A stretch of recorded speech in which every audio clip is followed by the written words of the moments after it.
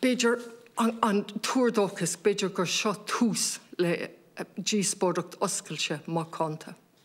Beidir. Agus féin sásta lei sin don Laighinniú má sé tús díospóireacht mar sin. Mar aontaíom go bhfuil choirí géala gceist bí muid agus na dramana a dagan os ar ggóir ar níhil rudí dearfacha rá agus rudí dearfacha a haring se má ach ag an am céine tá na Gaeltachtaí ag crimú. Agus tá muidir díriú isteach ar teorannacha agus rudí mar sin gan díospóireacht oscailt ionraig catá ag tarlaí ó híomh policyide. Míle mheath a theachta ní chonéile.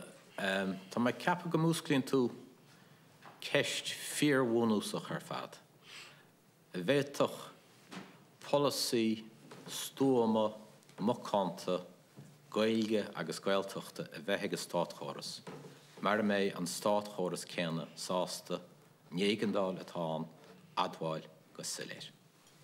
Tosaíonn gachrod lei sin, rud nach roisid ná dhéana ó aimsir comisiún na Gaeltachta dó, sin 2002. So sin fiche bliananis go hachant na faibe a tagin.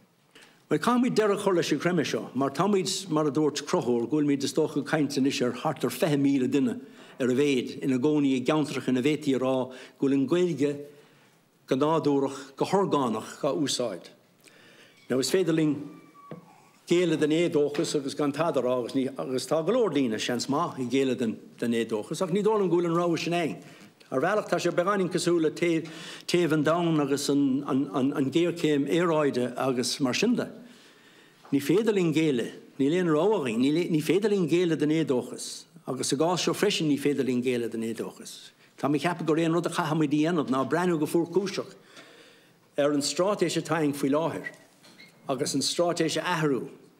Tá gáile hefire nó bhád níos cuimse hí, níos radicúil agus níos dúchlánaí. Cheordanach in a Gaeltachta, agus chur chuige stratéiseach an stáit I le neartú agus búnú an bhunófaí teanga sa Gaeltacht. Ach sin a bheith déanta, nó mar chuid dáfra nó dá thuirt, bheadh dearmh le grin iniúchta ról agus cochtaí agus cuaram údarrás na Gaeltachta I gur chun cín na stratéise sin. Idir a dálín áfacht agus I dros nach me géan rion den mé radachas a gceist.